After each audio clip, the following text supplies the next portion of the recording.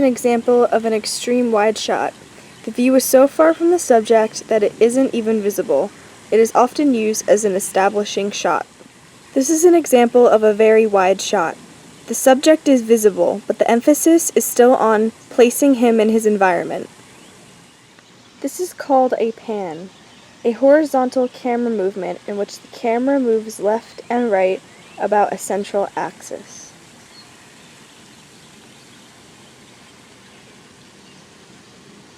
Hi, what's your name? Kaya. And what's it like living on a farm?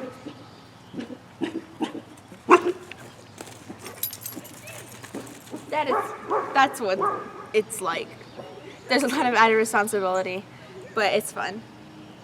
And do you ever wish that you didn't have to do stuff around here? Yeah, all the time. Do you have, what types of animals do you have? All kinds of farm animals. We have basically everything except for chickens and cows. This is an example of a mid-shot.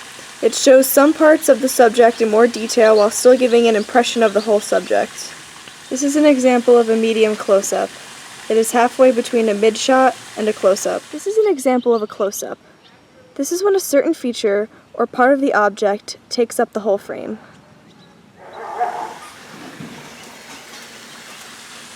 This is an eye-level viewpoint, which is shot from the angle of the filmer's eyes. This is an example of the rule of thirds. This is a concept in video and film production in which the frame is divided into 9 imaginary sections. This creates reference points which act as guides for framing the image.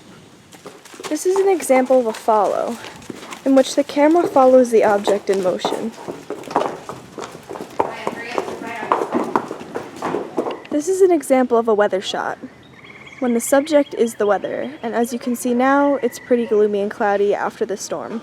This is an example of an over-the-shoulder shot, which is looking from behind a person at the subject. This is an example of a worm eye view. It is basically the perspective of what a worm would have. This is an example of a bird's eye view, which is a viewpoint from an elevated area.